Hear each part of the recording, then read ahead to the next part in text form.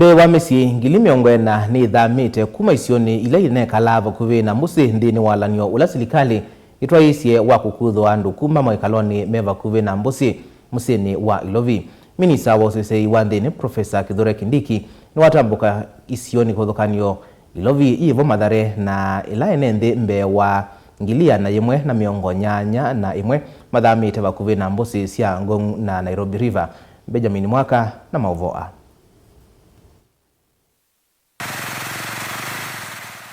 Kwa vaguvi mwai umwe oyu silikali hivito twaisye seso ya kukuthwa ene nthala matuito vaguvi na mbusi musini Ilovi usi wa Ngong Nairobi River vamwe na tulusi tungi kivathukanyo tule vindani ya mbua twithitwe tuikia muisioni mathayu ma ekali ma kaunti ya Ilovi mitani isaki ya Mathare mukulu kwa Ruben na kia Michael katuwa isio ingi.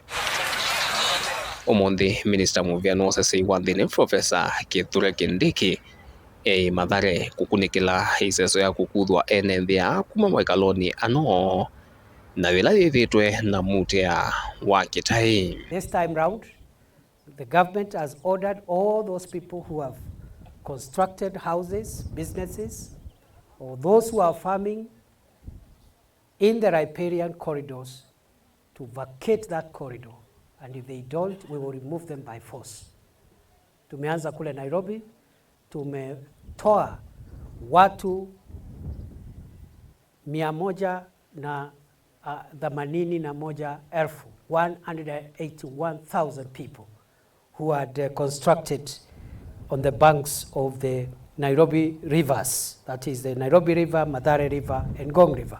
Muvia wosesei wa nthini ni wendeigwa ni ngwatano ila ene nthi methitu nayo na kwitikila kuthama vakuvi na mbusi vala kuvikia oyu misyi ngili miongwena ithamite kundu kungi kutena muisyo. Silikali iweta ni nengete ene nthi ambewa ngili na imwe na miongo mama na umwe kimanza cha ngili 10 hota undu ina mathite. They must move. Lazima watoke na si tafadhali. Kwa sababu ni kwa kwanza kabisa ni kwa usalama wao, na pili ni kwa sababu ya usalama wetu sisi zote kama taifa, kwa sababu janga kama hili ni tisho kwa usalama wa taifa letu. Itina wa kuthama isesola thiatite ithuane kuthesya mbusi kwa kuvanda miti ndivione ya mbusi na kuvetanga giko kiwone cha imbusi. Ayumbe kauta ma Ilovi evo muime mbakazi umelono wasua babu wino methito maenda silikali thiungamie iseso thia ya kuomboa na kukuthwa ene nthi kuma maikaloni amo.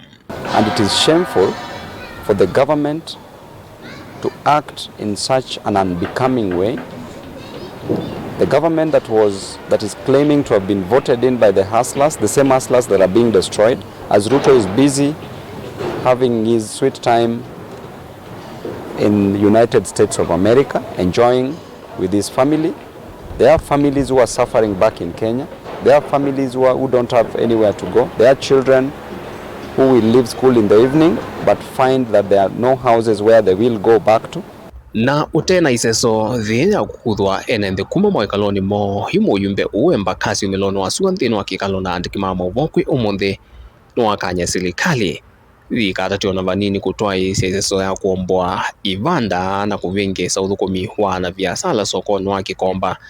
Iseso ila ivanio kutwa iwa ni silikali nene thimwamba na silikali ya County Ilovi. And more so at Gikomba, these people registered these said parcels of land. They were issued with title deeds as proof of ownership.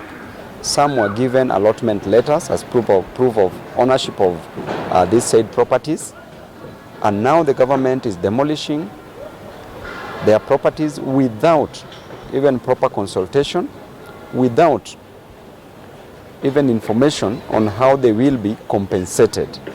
And therefore I want to urge the traders at Gikomba Market and those people whose houses have been demolished throughout Nairobi to register with my office, present copies of their title deeds or allotment letters.